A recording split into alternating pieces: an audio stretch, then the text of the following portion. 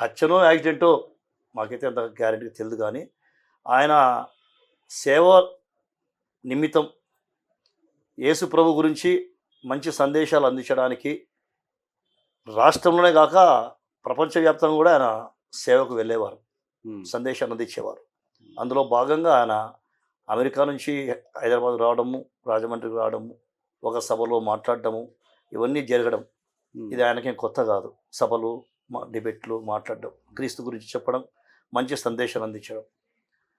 మంచిగా ఉండండి చెప్పే వ్యక్తికి ఒక సభను ముగించుకొని ఇంటికి వెళ్తున్నాడో, మరి ఆయన హైదరాబాద్కి వస్తున్నాడో, రాజమండ్రికి వెళ్తున్నాడో అది క్లారిటీ తెలియదు. కాకపోతే ఏదేం జరిగినా అది చాలా తప్పుగా మేము భావిస్తుంటున్నాం.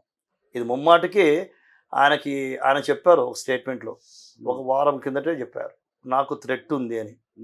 థ్రెట్ ఉందన్నప్పుడు ఆయన నోటి నుంచి వచ్చిందంటే ఆయనకి మోస్ట్లీ వారంట్ హింట్స్ పోయిండొచ్చు అని మా అభిప్రాయం. అంటే మీ ఏఐసిసికి ఎటువంటి సందేశాలు వచ్చిందంటారు? ఏఐసిసి సందేశాలు రాలేదు, కానీ జరిగిన తర్వాత అందరూ కలుసుకోవడం జరుగుతుంది, వివిధ కోణాల్లో ఆలోచించడం జరుగుతుంది. ఆ విధంగా మనము మాట్లాడడం జరుగుతుంది. క్లారిటీగా డిపార్ట్మెంటు వారు ఇచ్చేదాన్ని బట్టి మోస్ట్లీ ఆధారపడి ఉంటుంది. ఏదైనా కానీ డిపార్ట్మెంట్ వాళ్ళు ఫేక్ ఇవ్వచ్చు, ఫ్యాక్ట్ ఇవ్వచ్చు. అంటే ఇప్పుడు రాష్ట్రంలో జరుగుతున్న పరిస్థితులు మీరు ఏ విధంగా చూస్తున్నారండి? ప్రస్తుతం ఆయనదైతే మేము హత్యనే భావిస్తున్నాం. ఎందుకంటే ఆయన నోటి ద్వారా ఆయన స్వయంగా చెప్పారు, నాకు థ్రెట్ ఉంది అని. థ్రెట్ ఉందని చెప్పినప్పుడు మనం ప్రొటెక్షన్ అడగాల్సిన ధర్మం ఉంది, కానీ ఇవ్వరు కదా ప్రభుత్వం. ఇట్లా దేవుని సేవ చేసే వాళ్ళకి ప్రభుత్వం ప్రొటెక్షన్ కల్పించదు. సో ఒకవేళ ఒక ఫ్యాక్షనిస్టుకో, ఒక రాజకీయ నాయకునికో ఈ విధంగా థ్రెట్ ఉందంటే పోలీసు వాళ్ళు ప్రొటెక్షన్ కలిగిస్తారు, సెక్యూరిటీ ఇస్తారు. ఈయనకు సెక్యూరిటీ అడగడానికి కూడా మాకు వాయిస్ లేదు. ఇలాంటి సందర్భాల్లో నాయస్ చేయడానికి కూడా లేదు. కాబట్టి ఆయన చెప్పాడు కాబట్టి స్వతహాగా పబ్లిక్లో. సో దీన్ని బట్టి మేము హత్యగానే భావిస్తున్నాం ప్రస్తుతం వరకు. ఎందుకంటే ఏఐసిసికి అయితే ఎటువంటి ఇన్ఫర్మేషన్ ఇవ్వలేదు అంటున్నారు. లేదు, అంటే ముందుగా నాకు ఇలా థ్రెట్ ఉంది, ఏసీఎఫ్ యూసీఎఫ్ అనేది కాదు. అంటే మీకు ఏమైనా సందేశాలు కానీ ఏవైనా మీకు వచ్చాయా డానియల్ గారు? వాస్తవానికి నిన్న పొద్దున్నే మాకు అక్కడ నుంచి రాజమండ్రి నుంచి ఫోన్ వచ్చిందండి. మా టీం తరఫున కొంతమందికి చేసి కనుక్కోవడం జరిగింది. వారు మాకు చెప్పిన సిచ్యువేషన్ అంతని చూస్తే అది హత్యగానే మేము కానీ పరిగణలోకి తీసుకుంటున్నాము. ఎందుకంటే అక్కడ జరిగిన ఇన్సిడెంట్ చూస్తే బండి బాగా నిలబెట్టినట్లు ఉండడం, వెనక నుంచి గుద్దినట్లు ఉండడము, ముందర హెడ్ లైట్ అంతా పగిలిపోవడము, అక్కడ క్లియర్ గా ఒక కర్రను పెట్టి ఆ కర్ర అంటే రీపర్ లాంటిది ఉంది, దానికి రక్తపు మరకలు ఉన్నాయని చెప్పడము, ముఖమంతా హెల్మెట్ పెట్టినప్పటికి కూడా ఆ ముఖానికి అంతా తీవ్ర గాయాలు తగిలినాయి. ఈ సిచ్యువేషన్స్ అన్ని చూస్తే కనీసం బండికి ఒక స్క్రాచ్ కూడా ఎక్కడా లేదు. ఒక యాక్సిడెంట్ అనేది జరిగితే సహజంగా బండి స్కిడ్ అయినప్పుడు ఆ సైడ్ ఈ సైడ్ ఏదో కొద్దిగా కానీ గీసుకోవడము ఏదో ఒకటి ఉండాలా. కానీ ఆ కోణంలో ఎక్కడే కానీ ఆ బండికి ఏ స్క్రాచెస్ కానీ ఏమి లేనట్టుగా మా వాళ్ళు చూసి మాకు చెప్పడం జరిగింది. అంటే మేము వెళ్ళగలే కానీ ఫోన్ ద్వారా మేమంతా కనుక్కోవడం జరిగింది. మా టీం అక్కడ కనుక్కోవడం జరిగింది. నిన్న వెంటనే మా యొక్క జాతీయ అధ్యక్షుడు కానీ గద్దె విజయరాజు గారు ఫోన్ చేసి మమ్మల్ని అలర్ట్ చేసి అక్కడ ఏముందో ఎలా ఉందో కనుక్కోమని చెప్పడం జరిగింది. దాన్ని బట్టి నిన్నటి నుంచి మేము కనుక్కుంటున్నాము. వాస్తవానికి ప్రాథమికంగా మాకు వచ్చింది ఫస్ట్ అయితే అది యాక్సిడెంట్ అన్నారు. మేమంతా చాలా బాధపడ్డాం. ఎందుకంటే మంచి సేవకుడు అతను, బాగా ఎంతో దైవజ్ఞానం కలిగిన వ్యక్తి, ఎన్నో సభలు నిర్వహించాడు, ఎంతో మందికి ఆత్మీయంగా అతను సేవ చేసినట్లుగా మాకు తెలిసింది. దాదాపు ఒక 200 మంది పిల్లలకి అతను టోటల్గా ఫ్రీగా అన్ని చూసుకోవడము, స్పాన్సర్స్ చేయడము, ఇట్లా అనేక కార్యక్రమాలు కూడా అతను చేస్తున్నాడని మాకు వినికిడి ద్వారా తెలుసుకున్నాము. బట్ నిన్న జరిగిన ఇన్సిడెంట్ అయితే ఫస్ట్ మరణించాడు ఇట్లా రోడ్డు ప్రమాదంలో అన్నప్పుడు చాలా బాధపడ్డాం. కానీ బట్ అక్కడికి మా వాళ్ళు వెళ్ళి చూసిన తర్వాత ఇదంతా చూసిన తర్వాత మాకు చాలా దిగ్భ్రాంతికి గురయ్యారు. అంటే మీరు ఖచ్చితంగా ఇది హత్యని అని చెప్పి మీరు కూడా భావిస్తున్నారా? అంటే హత్యగా భావిస్తున్నారా లేదంటే?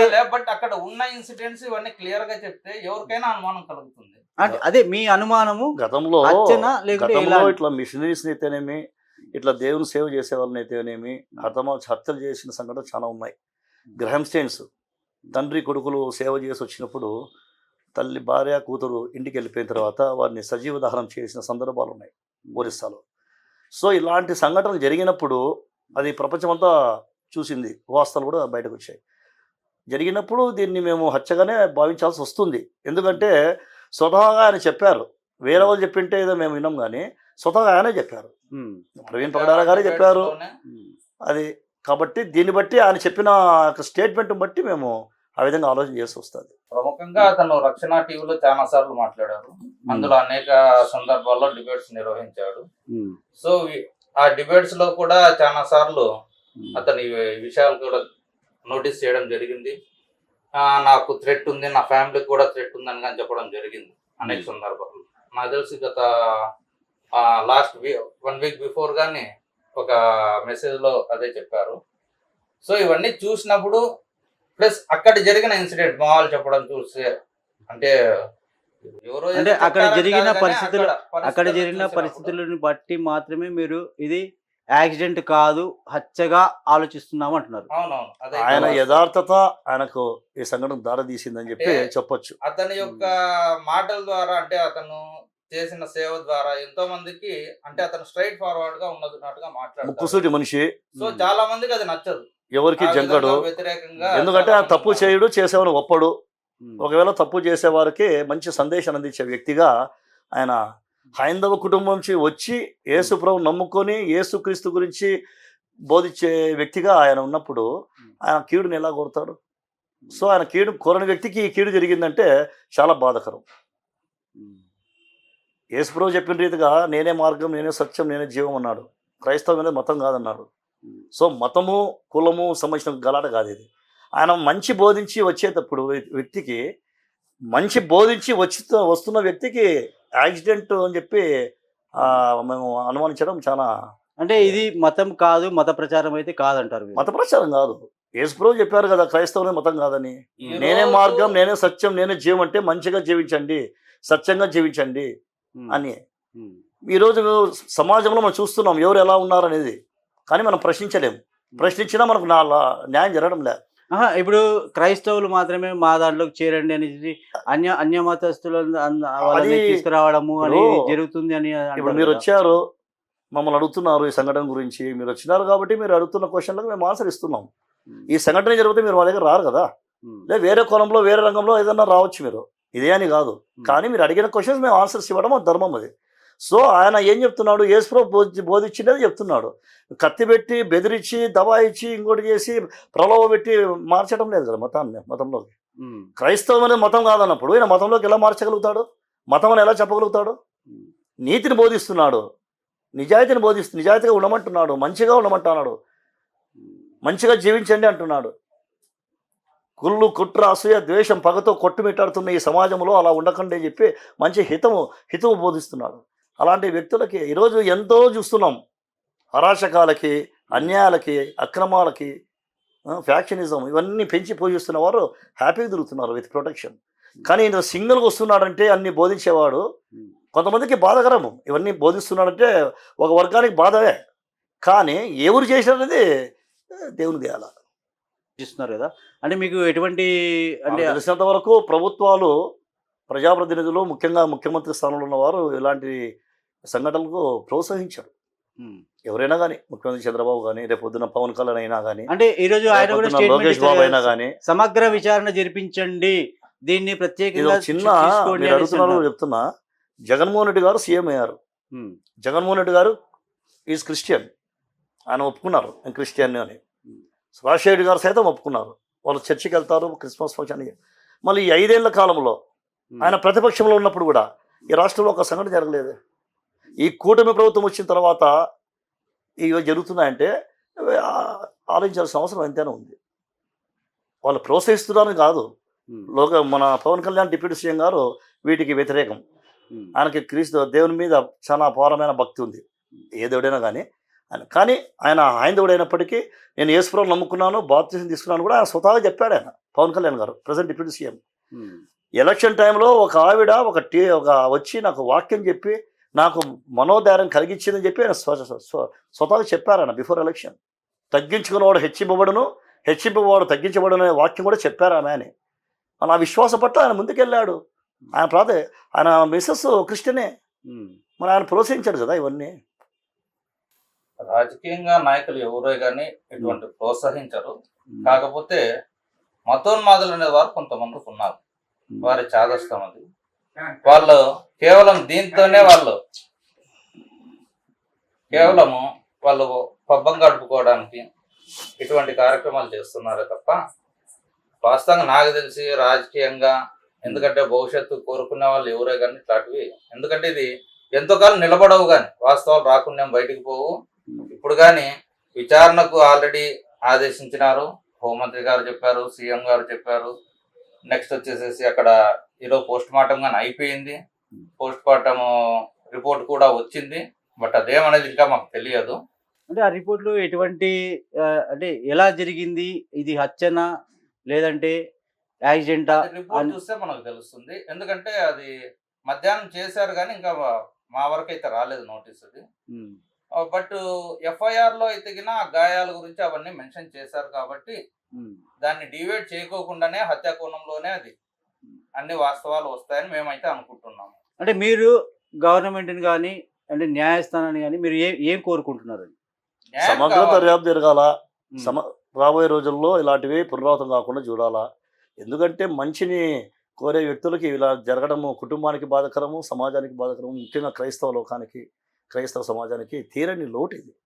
ఆయన మంచి వ్యక్తి, మనసున్న వ్యక్తి, పేద పిల్లలకు సహాయం చేసే గుణం ఉన్న వ్యక్తి. అట్లా అని చెప్పి మిగతాలకు లేదని కాదు, కానీ అలాంటి వ్యక్తులని మనము సమాజానికి దూరం చేయడము, అది యాక్సిడెంటా హత్య అనే కోణంలో ఆలోచించేలా చేయడము చాలా బాధాకరమైన విషయం. ఇది ఆయన చెప్పినట్టుగా ఒక వర్గానికి బాధాకరమైన ఉండొచ్చు. క్రీస్తు బోధలు ఒక సమాజాన్ని మార్చాలని దృక్పథం కలిగినటువంటి వ్యక్తిగా ఆయన నడుస్తున్నప్పుడు, అలా స్పీచెస్ సభలు పెట్టినప్పుడు, ఇట్లా డిబేట్లు మాట్లాడినప్పుడు డేరింగ్ డాషింగ్గా అడిగిన దానికి తూచా తప్పకుండా మరి ఒక వర్గానికి బాధాకరంగా ఉండొచ్చు. ఓకే, మరి ఎవరు చేసినారు, ఎవరు ప్రోత్సహించినారు అనేది అదే గవర్నమెంట్ షుడ్. ఒకటే కోరుకుంటున్నాము, సమగ్ర విచారణ నిష్పక్షపాతంగా జరిపి సరి అయిన జస్టిస్ ఇస్తారని కోరుకుంటున్నాము. జరిగిన దాంట్లో అయితే అంటే అనేక అనుమానాలు అయితే ఉన్నాయి, అదైతే వాస్తవం. పూర్తిగా రోడ్ యాక్సిడెంట్ అనేది అయితే నమ్మేదట్లేదు. బట్ అది ఏదో ఉందనేది అయితే అనుకుంటున్నాం. అది విచారణలో టోటల్ గా ఏం తెలిసిన తర్వాత దీనిపైన తదుపరి భయంగా మాట్లాడేది బాగుంటుంది. ఎందుకంటే ఏమి తెలియకనే ఇంకా అసలు వాళ్ళు రిపోర్ట్ చేయకనే ఇప్పుడు వాళ్ళు ఏం నివేదిస్తారో మేము చూడాలి కదా. అంటే ఎటువంటి నివేదిక రావచ్చు అని చెప్పి మీరు అనుకుంటున్నారు? అది జరిగే హత్యా కోణంలోనే వస్తుందని అనుకుంటున్నాను. ఎందుకంటే ఈ సస్పెక్టెడ్ ఉన్నాయి కాబట్టి. బట్ ప్రాథమికంగా అయితే యాక్సిడెంట్ అయితే గుద్దిన వ్యక్తి వెహికల్ అన్నా ఉండాలి కదా. ఒక్క స్క్రాచ్ బండికి గుద్దితే డ్రైవ్ చేయలేదు కదా. అంటే ముందు నుంచి గుద్దినా అంటే డ్రైవ్ హిట్ అండ్ రన్ ఉండొచ్చు కదా అంటున్నా. హిట్ అండ్ రన్ అంటే గుద్దేసి వెళ్ళిపోయిండొచ్చు కదా. గుద్దితే బండి పడాలి కదా, దూకపోవాలి కదా, స్క్రాచెస్ కావాలి కదా, మనిషి పోయి ఎక్కడో పడాలి కదా. అందులో స్పీడ్ గుద్దిన వ్యక్తి కూడా మంచి స్పీడ్ లో ఉంటారు. సరే, కొట్టేదానికి కర్ర ఉంది, దానికి బ్లడ్ అయ్యింది, ఇవన్నీ పలు అనుమానాలకు దారి తీస్తున్నాయి. ఎన్నో చూస్తున్నాం సమాజంలో. జరిగినది ఒకటి, గట్టిగా చెప్పలేము, చెప్పేది ఒకటి. అలా అని యాక్సిడెంట్ అనేది కానీ ఇది కాదు. అంటే మీరు అంటే మీ టీం అంటే మీరు ఏఐసిసి కానీ మీది ఏఐసిఎఫ్ అంటే మీ యొక్క కార్యాచరణ ఎలా ఉంటుంది? అంటే మీరు మీ సేవకులు అంటే మీ ఈ పాస్టర్లకి ఈ క్రైస్తవ సమాజానికి మీరు ఎటువంటి సందేశాన్ని ఇవ్వాలనుకున్నారు? రాబోయే రోజుల్లో ఈయన ఒకటే కాదు, సేవకులు ఇలాంటి వారు చాలా మంది ఉన్నారు. రేపొద్దున మిగతా కూడా జరగని గ్యారంటీ లేదు, జరగచ్చు కూడా. కానీ జరిగినప్పుడు అందరూ కలుస్తున్నారు. జరగక ముందే సహోదరులు ఐక్యత కలిగి జీవించడం ఎంత మేలు, ఎంత మనోహరం అనే వాక్యంలో ఉంది. కానీ దాన్ని ఆచరించడం లేదు, చెప్తున్నారు కానీ ఆచరణ లేదు. చనిపోతారు కానీ ఈ రోజు పర్టికులర్ గా రాజమండ్రికి ఎంతమంది వచ్చారు రాష్ట్ర వ్యాప్తంగా మీరు చూసింటారు. సో ఎందుకు అంతగా వారికి అనిపించింది? పోనీ అతను నేటివ్ ఆఫ్ రాజమండ్రి అంటే అతను ఉండేది హైదరాబాద్.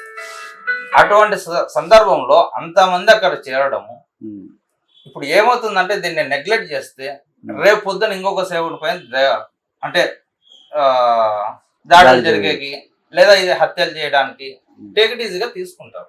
ప్రభుత్వము ఇది ఎంత గట్టిగా కరెక్ట్ గా దర్యాప్తు చేసి నాకు తెలిసిన నిందితుల్ని బాగా శిక్షిస్తే ఫ్యూచర్ లో ఇట్లాంటివి రిపీట్ కాకోకుండా ఉండేందుకు అవకాశాలు ఉంటాయని మేము నమ్ముతున్నాం. మేము ఈ సంఘటన పాల్పడే వారికి ఒకటే చెప్తున్నాం, వారు ఎవరో ఎందుకో మాకు తెలియదు, కానీ ఎందుకు చేస్తున్నారో, ఎవరు చేస్తున్నారో, ఎవరు చేయిస్తున్నారో. ప్రస్తుతము ఈ సంఘటన జరిగిందని చెప్పి క్రైస్తవ లోకమంతా మిషనరీస్, స్పీకర్స్ అందరూ కూడా వచ్చి ఇవాళ రాజమండ్రిలో పెద్ద ఎత్తున ఆందోళన కార్యక్రమం చేస్తున్నారు.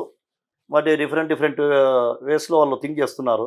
ఏదేమైనా ఇలాంటి సందర్భాలు జరిగినప్పుడు మాత్రమే కాదు వాణి వినిపించాల్సింది. సహోదరులు ఐక్యత కలిగి జీవించడం ఎంత మేలు, ఎంత మనోహరం అని దేవుడు చెప్పినట్టుగా బైబిల్లో ఉన్న రీతిగా మనం ఆచరించడం లేదు. చదువుతున్నాం కానీ ఆచరణ లేదు. మళ్ళీ ఇలాంటి సంఘటన జరగకముందు వచ్చే దానికన్నా ముందుగానే మనమందరం ఐక్యంగా ఉంటే ఇలాంటివి జరగకపోవని చెప్పి నాకు నమ్మకం. ఇంకోటి, ఇలాంటి సంఘటనలు చేయాలనుకున్న వారికి, చేయించాలనుకున్న వారికి ఎవరో నాకు తెలియదు. బట్ ఒకటి, క్రీస్తు సంఘాలను భంగం కలిగిస్తున్న వారు ఎవరో గుర్తించండి, వారికి ఇలాంటి శిక్షలు వేయండి. క్రీస్తు డబ్బును దోచుకున్న వారికి ఇలాంటి శిక్షలు వేయండి. సంఘాలను భంగం కలిగిస్తున్న వారికి, క్రైస్తవ సమాజాన్ని భంగం కలిగిస్తున్న వారికి ఇలాంటి శిక్షలు విధించండి. రాబోయే రోజుల్లో ఇలాంటివి జరగవు. క్రీస్తు సంఘాలు బలపడతాయి, క్రైస్తవ సమాజం బలపడుతుంది, మంచిగా అందరికీ న్యాయం జరుగుతుంది అని నా యొక్క ఉద్దేశం. అంటే ఇప్పుడు ప్రవీణ్ పగడాల గారి మరణం అనేది మీరు దానికి ఎటువంటి న్యాయం జరుగుతుందని చెప్పి మీరు అనుకుంటున్నారు? ప్రస్తుతం కూటమి ప్రభుత్వం, తెలుగుదేశం ప్రభుత్వం, బీజేపీ ప్రభుత్వం, జనసేన ప్రభుత్వం అరాచకాలకి, అక్రమాలకి ప్రోత్సహిస్తారని చెప్పి మేము అనుకోవడం లేదు. అందరికీ దేవుని భయం ఉన్నోళ్ళే ముగ్గురు. కాబట్టి కూటమి చాలా మటుకు న్యాయం చేకూరుస్తుందని చెప్పి మా ప్రగాఢ నమ్మకం. ఓకే. ఎందుకంటే చంద్రబాబు నాయుడు గారు, యేసుప్రభు అంటే చాలా భక్తి, పవన్ కళ్యాణ్ గారు, మరి మోడీ గారు చూస్తే మన ప్రధాని, ఆయన సాక్షాత్తు బైబిల్ చదివారు, ప్రార్థన చేశారు, చర్చికి వెళ్ళి ఆశీర్వాదం కూడా పొందారు. ఇది కేవలం ఎలక్షన్ స్టెంట్ అనుకుంటే అది పొరపాటు. వారి మనసులో అంత ఇంతో యేసుప్రభు గురించి నమ్మకము, అపారమైన విశ్వాసం ఉండబట్టే వాళ్ళు ప్రార్థన చేసుకోగలిగారు, మాట్లాడగలిగారు క్రీస్తు గురించి. ముఖ్యంగా క్రైస్తవులు మాట్లాడేది ఒక ఎత్తు, క్రైస్తవేతరులు మాట్లాడేది ఒక ఎత్తు. అందులో భాగంగా ప్రధాని గారు విశ్వాసం చూపడం యేసుప్రభు పట్ల, ముఖ్యమంత్రి చంద్రబాబు గారు, పవన్ కళ్యాణ్ గారు. కాబట్టి వీటన్నిటి బట్టి యేసుప్రభు మీద నమ్మకం ఉంది వారికి. ఇలాంటివి జరగడం వల్ల కూడా ఉపేక్షించరు. తక్షణమే సమగ్ర దర్యాప్తు జరుపుతారు, న్యాయం చేస్తారని మాకు విశ్వాసం ఉంది. అంటే రాబోయే రోజుల్లో ఇలాంటి సంఘటనలు జరగకుండా ఉండడానికి మేము అదే కోరేది. మీరు కానీ అంటే ఎటువంటి ప్రణాళికలు, అంటే ఏ విధంగా ఆలోచిస్తున్నారండి? వీటన్నిటికీ మేము చెప్పేది ఒకటే, గతంలో కూడా అనేక సందర్భాల్లో ఇట్లా అంటే దాడులు జరిగాయని అన్నారు కానీ, దాడులు అయితే జరిగాయి అన్నారు కానీ ఇటువంటి అంటే ఈ విధంగా అంటే చంపడం వరకు అంటే ఈ విధంగా అంటే దాడులు జరిగినప్పుడు ఖచ్చితంగా దాన్ని తిప్పకొట్టాము. మేమైతే చాలా సందర్భాల్లో స్వయంగా మేమే ఎస్పీలను కలవడం, మాట్లాడడం, ఎవరే కానీ దీన్ని అయితే ఎంకరేజ్ చేయలేదు. అంటే వాస్తవానికి చెప్పాలంటే అక్కడ ఉన్న లోకల్ గా వాళ్ళ అజ్ఞానంతో కొంతమంది పోయి మతోన్మాదంతో చేస్తారే తప్ప అట్లా వాళ్ళకు డిపార్ట్మెంట్ ఇట్లా వాళ్ళందరూ మేము పోయి కలిసినప్పుడు బాగానే రెస్పాండ్ అయ్యారు, అన్ని బాగానే జరిగే, ఇబ్బంది ఏం లేదు. కొంతమందికి అవగాహన లేక ఇబ్బంది పడిన వాళ్ళు గాను ఉన్నారు. కాకపోతే ఇప్పుడు మేము మరీ క్లియర్ గా చెప్తున్నాము, ఇది హత్య కాదా అనేది ఫస్ట్ రిపోర్ట్ రావాలి. ఓకే, రిపోర్ట్ రాగానే మాకు ఖచ్చితంగా మాకు ఇదే డెసిషన్ అంటే మేమే ఇప్పుడు తీర్పు చెప్పలేం కదా. అంటే రిపోర్ట్ ఈవినింగ్ వస్తుంది అనుకుంటా. ఇది హత్య అని చెప్పి ఆలోచించాల్సిన అవసరం ఎంతుందంటే, రిపోర్ట్ వచ్చిన తర్వాత వాళ్ళు సమగ్ర దర్యాప్తు చేయాలి. మేమైతే ఇంకా ఆయన బర్యాలు కానీ కాలే. ఈరోజు పోస్ట్ మార్టం అయింది, హైదరాబాద్ తీసుకెళ్లారు, రేపు అంతా ఉంటది, రేపు ఈవినింగ్ బర్యాలు. ఆల్రెడీ రాజమండ్రిలో మా వాళ్ళు ఈరోజు ఈవినింగ్ సెండ్ ఆఫ్ ఇవ్వడం జరిగింది అంబులెన్స్ కి. రేపు పొద్దున్నే హైదరాబాద్ లో సెంటరీ బ్యాప్టిస్ట్ చర్చ్ సికింద్రాబాద్ లో బాడీని పెడుతున్నారు. ఈవినింగ్ 4 వరకు ఉండి తర్వాత బర్యాలు జరుగుతుందని మాకు సమాచారం ఇచ్చారు. సో ఈరోజు నైట్ మేము బయలుదేరి వెళ్తున్నాము. రేపు అక్కడంతా పాల్గొని బర్యాలు చూసుకొని వచ్చిన తర్వాత తదుపరి దీనిపై ఏ కార్యాచరణ ఎలా ఉంటుంది అనేది మేమంతా కమిటీ తరఫున మాట్లాడుకొని మేము ఒక డెసిషన్కి వస్తాం.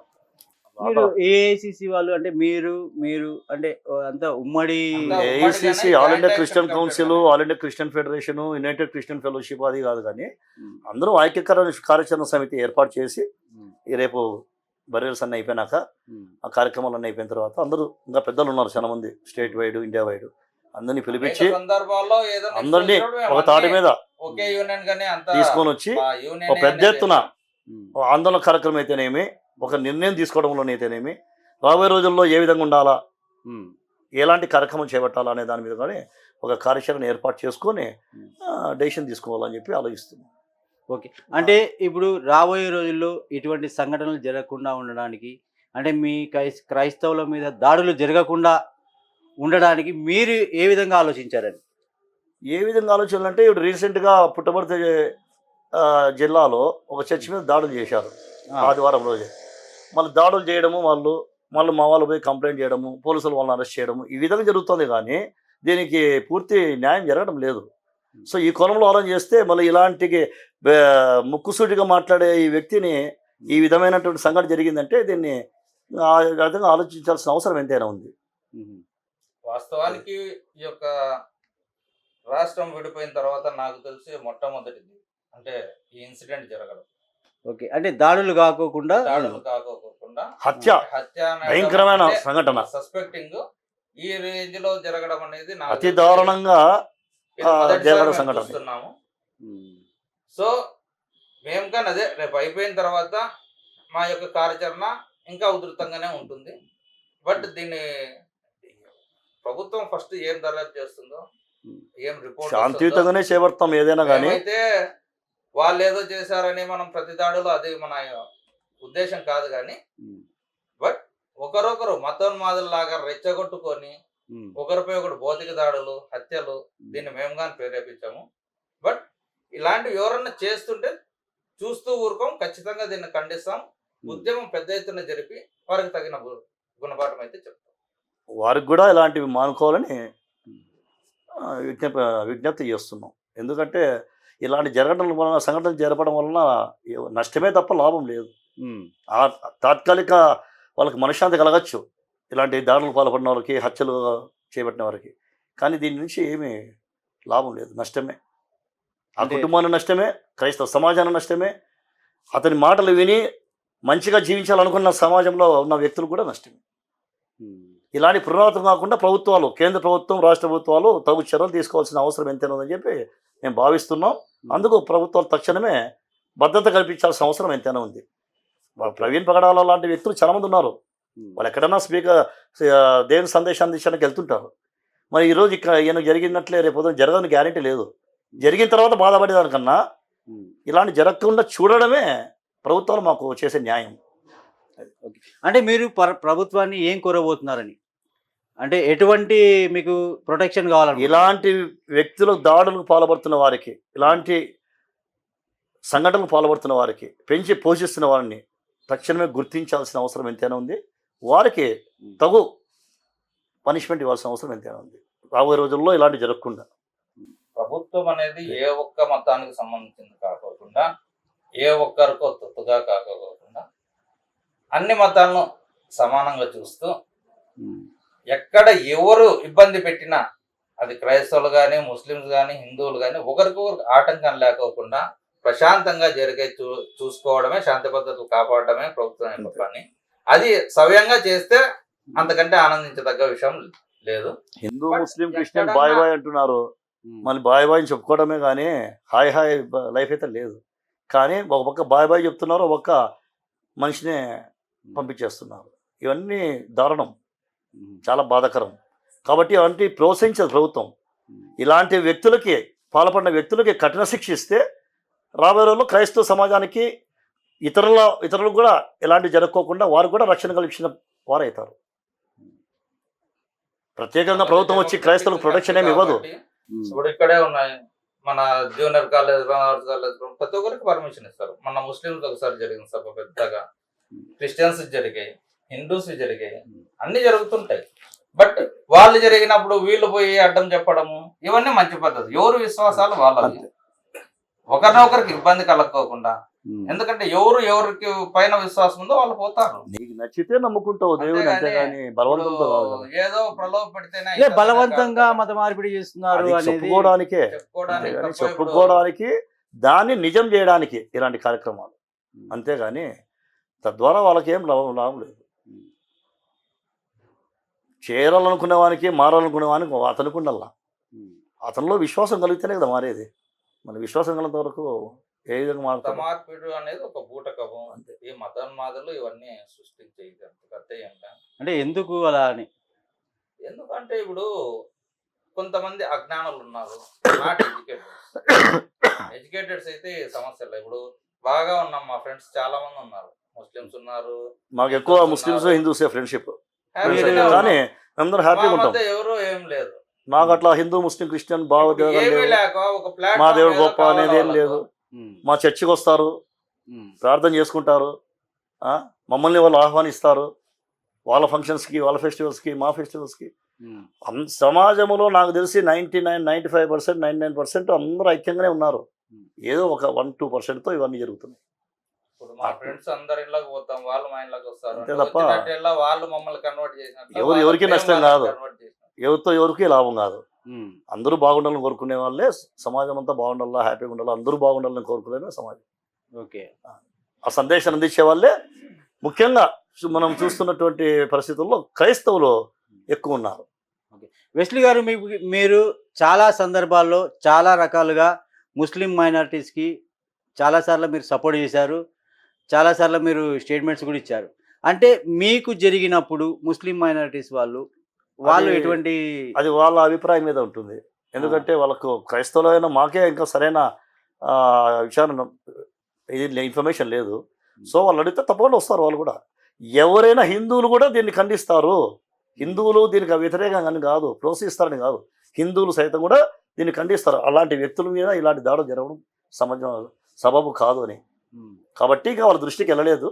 వాళ్ళు కూడా ఇది హత్య అని తెలిసినప్పుడు వాళ్ళు కూడా వాళ్ళ వాణి వినిపించే అవకాశాలు ఉన్నాయి. ఖురాన్ కావచ్చు, భగవద్గీత కావచ్చు, ఎవరైనా కావచ్చు, హింసను ఎక్కడ ప్రేరేపించండి ఉండదు. ఇది వీళ్ళు అమాయకత్వంతో వాళ్ళ పాపం గడుపుకోవడానికి మతోన్మాదులుగా మారి చేయడం తప్ప ఏ గ్రంథము దాన్ని చెప్పదు. ఇప్పుడు ఇతన్ని చంపాల్సిన అవసరం ఏముంది? ఇతను కానీ ఎంతో మందికి బాగుపడండి అని చెప్పేవాడే, తల్లిదండ్రుల మాట వినండి, బాగా చదువుకోండి, అబద్ధాలు ఆడద్దు, చర్చికి పోతే అవే చెప్తారు కానీ అబద్ధాలు ఆడండి, దోచుకోండి ఇవి చెప్పరు కదా. సో అటువంటి వ్యక్తిని ఈ విధంగా చేయడము అనేది దాన్ని ఏ సంకేతం ఉన్నట్ల? ఒక రకంగా చెప్పాలంటే ఈయన హైందవకుడి నుంచి వచ్చిన వ్యక్తి. అయినా ఈరోజు యేసుక్రీస్తు గురించి బోధిస్తున్న వాళ్ళందరూ హైందవకుడి నుంచి వచ్చిన వాళ్ళే. కేఏపల్ గారు పక్కా హైందవుడు, చాలా పూజలు చేసేవారు ఆయన. ఈరోజు ప్రపంచ వ్యాప్తంగా సేవ చేస్తున్నారు ఆయన. ఈరోజు రాజకీయాలకు వచ్చారు. కానీ ఒకప్పుడు అనంతపురంకి వచ్చినప్పుడు కేఏపాల్ గారు రాజకీయ నాయకులు అయితేనేమి, అధికారులు అయితేనేమి క్యూ పెట్టినారు ఆయన అపాయింట్మెంట్ కోసం. మేమే ఐ విట్నెస్. ఈరోజు మళ్ళీ ఆ రోజుల్లో ఉన్న ఘనత ఈరోజు లేదు ఆయనకి. ఎందుకు ఈ రాజకీయాలు వచ్చిన తర్వాత ప్రతి ఒక్కరి మీద విమర్శలు చేయాలా, ప్రతి విమర్శలకు గురి కావాలా? జోకర్ అంటున్నారు, మాకు బాధ అవుతుంది ఆయన జోకర్ అంటే. కానీ ఆయన వ్యవహారం అట్లుంది. ఒకప్పుడు ప్రపంచ స్పీకర్ ఆయన, ఇంటర్నేషనల్ స్పీకర్ ఆయన, శాంతి దూత. ఈరోజు మరి ఆయన కేపాల్ గారు రాజకీయాలకు వచ్చి క్రైస్తవ మిషనరీస్కి జరుగుతున్న అన్యాయం గురించి, సమాజంలో ప్రభుత్వాల నుంచి జరుగుతున్న అన్యాయం గురించి కూడా మాట్లాడుతున్నారు, సబబే. కానీ మళ్ళీ ఆయన ఈరోజు క్రిస్టియన్. ప్రవీణ్ పగడాల గారు హైందవ గురించి వచ్చి ఈశ్వరుని నమ్ముకునే వ్యక్తే. ఈరోజు ఆయన్ని ఈ సంఘటన జరిగిందంటే మరి ఆలోచించాలి. అంటే ఎందుకు అంత కక్ష కట్టింటారు అనేది, అంటే ఈయన నుంచి సమాజం మార్పు చెందుతుంది అనే కోణంలో ఆలోచించవచ్చు ఒక వర్గం. ఆ వర్గం ఏదనేది ప్రభుత్వంలో దర్యాప్తు, ప్రభుత్వ దర్యాప్తులు బయటపడుతుంది ఎవరు ఏమనేది. ఓకే వెస్లీ గారు, విక్టర్ గారు, ఒక చిన్న రిక్వెస్ట్. మీ క్రైస్తవ సోదరులకు మీరు ఏం చెప్పాలనుకున్నారు? ఐక్యమత్యం లోటు చాలా కనబడతా ఉంది. కాబట్టి ఐక్యంగా ఉండడం ప్రధాన అంశం. ఇది జరిగినప్పుడు కలుసుకోవడం కాదు, కానీ జరగకముందు కలుసుకొని ఏ విధమైన సంఘటన జరుపుకోకుండా అందరము హ్యాపీగా, అందరము సమాజానికి ఉపయోగపడే రీతిగా, సమాజానికి మంచి చేసే విధంగా ఏదేమన్నా అన్నిటికీ క్షమాపణ గుణంతో క్షమించుకొని ఒకరికొకరు సమాజంలో బతకడం వలన ఇలాంటివి జరిగే ఛాన్సెస్ ఉండవు అని ఏదైనా భావిస్తున్నాం. సమస్య వచ్చినప్పుడు కాకుండా ఓకే. ఏంటంటే ఒక యూనిటీ అనేది అవసరం ఎక్కడైనా ఎక్కడైనా కానీ ఏ వర్గానికైనా కానీ హిందూస్కైనా unity యూనిటీ, అనేది అవసరం. ముస్లిమ్స్కైనా, ముస్లిమ్స్లో యూనిటీకి మారుపేరు మరి ఉమ్. మన క్రైస్తవులో లేదు, హైందవులో లేదు. ఇప్పుడు కుటుంబంలోనే ఉంటారు, కుటుంబం అంతా కలిసి ఉంటే సంతోషంగా ఉంటారు కానీ ఒకరు కూర్చొని బోర్ తప్ప ఏమి ఉండదు కదా. అట్లా బైబిల్ గానే ఉంది, సహోదరులు ఐక్యత కలిగి నివసించట ఎంత మేలు ఎంత మనోహరం అని ఒక వర్డ్ ఉంది.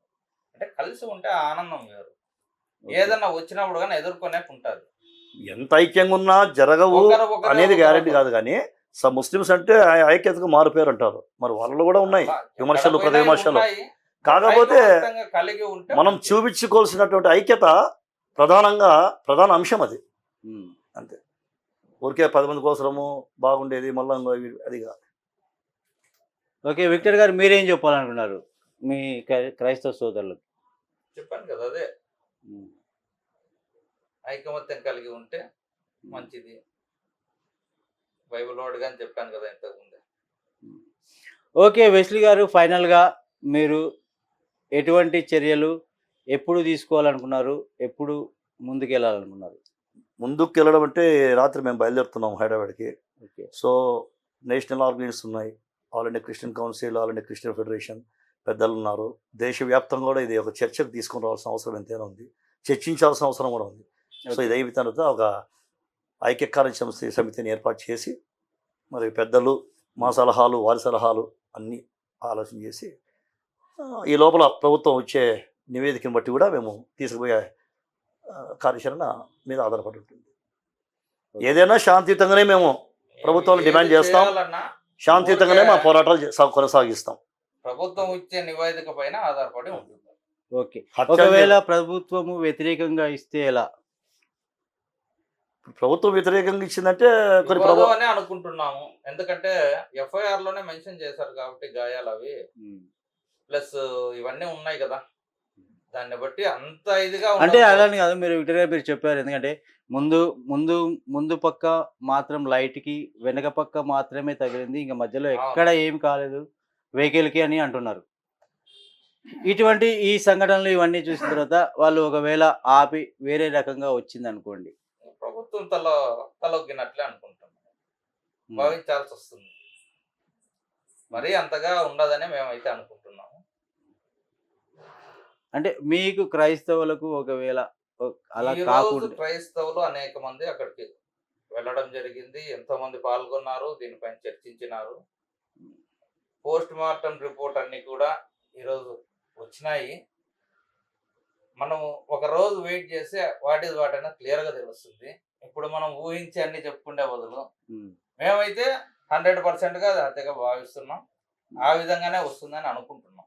ఏదేమైనా ప్రభుత్వానికి కూడా తెలుసు, ప్రభుత్వానికి తెలియకుండా మరి కాకపోతే ఏదేం ఉండదు. వాళ్ళు ఇచ్చే దేశం బట్ ఇక్కడ ఒక స్టేట్మెంట్ చిన్న మీద ఆధారపడి బాధాకరమైన విషయం అంటే, అంత పెద్ద దైవజనుడు చనిపోతే అంతమంది క్రైస్తవులు వచ్చి స్టేట్ వైడ్ ఇంత ఇష్యూ జరిగితే కనీసం ప్రజాప్రతినిధులు అక్కడ లోకల్ గా ఉన్న వాళ్ళు రాకపోవడం చాలా బాధాకరం. సో దాన్ని బట్టి కొద్దిగా అనుమానాలు అనేటివిగాను వస్తాయి. ఎందుకంటే ప్రభుత్వం నుంచి ఏ ఇది రాకపోవడము, అంటే అక్కడ నుంచి ప్రకటనలు వస్తున్నాయి కానీ సీఎం డిప్యూటీ సీఎం వీళ్ళు ఏదో చెప్పడం కాదు, హోమ్ మినిస్టర్ వాళ్ళు లోకల్ గా కనీసం అప్పుడు సీఎం ఫోన్ చేసి విచారణకు ఆదేశించినాడు అన్నప్పుడు కనీసం లోకల్ ప్రజాప్రతినిధులు అటెండ్ కావాలి కదా. మాకైతే ప్రభుత్వం మీద నమ్మకం ఉంది, జరిగిందని ఇవ్వాలి కదా. అంటే ఇది మా వాళ్ళు రైజ్ చేసిన పాయింట్స్. ఓకే. బట్ ఇవన్నీ చూసిన తర్వాత ఏమంటే ఖచ్చితంగా యాక్షన్ ఉంటుందనే అనుకుంటున్నాము. ప్రభుత్వం నుంచి మాకు న్యాయం జరుగుతుందని ఏదేమైనా భావిస్తున్నాం. మేమైతే నివేదిక వరకు వెయిట్ చేస్తాం. రేపు ఇది అయిపోయిన తర్వాత కూడా మేము తదుపరి ఏం స్టెప్ వేయాలనేది ఆలోచించి మీకు తెలియజేస్తాం. Okay, thank you okay, thank you. Wesley గారు, విక్టర్ గారు.